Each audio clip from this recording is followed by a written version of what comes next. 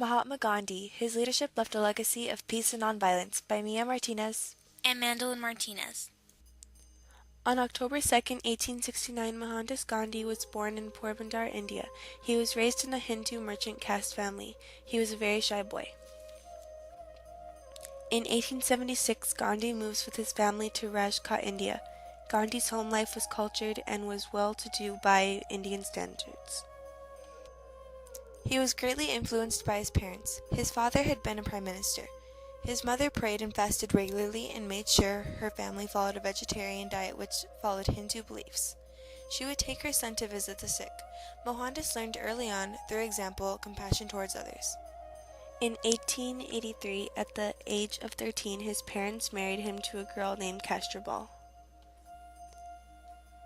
In September of 1888, Gandhi sails to England so that he can study law. He studied at the University College in London. He found it difficult at first to continue his vegetarian diet since very few people in England followed a vegetarian diet. He soon found a group of people who were also vegetarian, and he went forth embracing its ideals. A year later, after reading books about simple living, he decides to reduce his expenses by half. In June of 1890, he passes the London bar exam. Gandhi returns to India in 1891 and begins practicing law. In 1893, Gandhi accepts a job in South Africa with a Muslim firm. Here he experiences racial prejudice. Instead of leaving, he decides to stay and fight such prejudices. In August of 1894, he founded the Natal Indian Congress. He enrolls as advocate of the Supreme Court of Natal, being the first Indian to do so. During this time, he also studies religious literature, including the Quran, the Bible, and Tolstoy's The Kingdom of God is Within You. He becomes very committed to the South African Indian cause. He makes an appeal to the English people in South Africa on behalf of the Indian people. In 1903, he decides to open a law office in Johannesburg, South Africa. He begins a publication of Indian opinion. In 1906, he writes to his brother to let him know that he has become disinterested in worldly possessions. He takes a vow of self-restraint. He leads mass meetings of Indians in Johannesburg, which takes oaths of passive resistance against anti-Indian laws. He then writes a series of articles on ethical religion, which is published weekly in the Indian Opinion and later becomes a book. Gandhi opposed the registration of citizens by fingerprinting since the rich and educated did not have to register. In 1908, 2 years after his first protest, Gandhi is imprisoned in South Africa. He is sentenced to 2 months. He later reaches a compromise. The registration would be voluntary, not mandatory. Later, he is nearly killed by people who believe the compromise is a betrayal of Indian interest.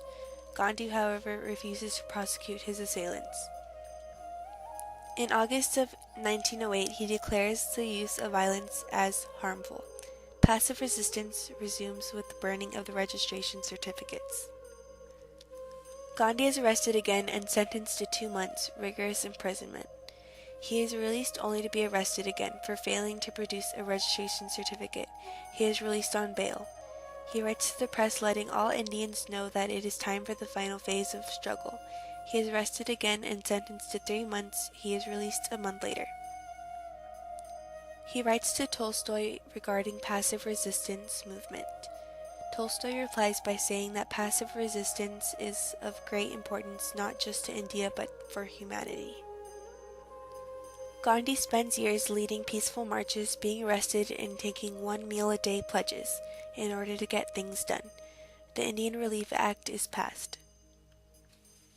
He tours India traveling in 3rd class on the railways. He continues to fight and use passive resistance and leads campaigns of boycotting for the good of the people. In 1922, he is arrested for sedition, which is giving a speech inciting people to rebel, although passively, against authority. He is sentenced to 6 years imprisonment. Gandhi is released on February 5, 1924, after being operated on for appendicitis. He begins a 21-day fast for the Hindu-Muslim unity. In 1930, Gandhi is arrested and sent to jail without a trial for breaking India's salt laws. In 1932, Gandhi fasts to protest the treatment of the untouchables. The untouchables were the lowest class of the caste system. They were poor and they were treated very badly. In 1934, he announces his decision to retire from politics and to dedicate himself to the development of village industries and education. Although retired, Gandhi is hardly inactive. He continues to fight peacefully for various groups against the powerful. In 1942, Gandhi began the nationwide Quit India movement. He was arrested and kept in Aga Khan's palace. While under arrest in this palace, his personal secretary dies, and in February of 1944, his wife, Kasturba Gandhi, dies at the age of 74. In July 1947, India gets its independence from the British. He hails the following day as one to rejoice and for the freedom from British bondage is real. He fasts for peace. 1 week later, doctors warn the fast must end. A peace pledge is signed and Gandhi breaks his fast. On January 30th, 1948, Gandhi is killed at a prayer meeting in New Delhi.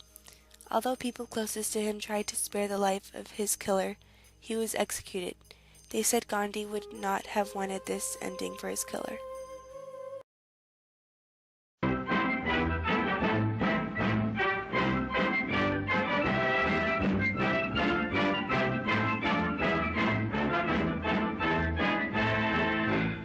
I regard myself as a soldier, though a soldier of peace.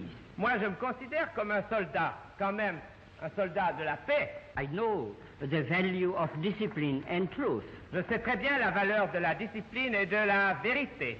I must ask you to believe me when I say that I have never made a statement of this description, that the masses of India, if it became necessary, would resort to violence. En attendant, laissez-moi vous dire que je n'ai jamais dit que les masses de l'Inde, si c'était nécessaire, recourraient à la violence. I regard myself as incapable in my lucid moments of making a statement of this character.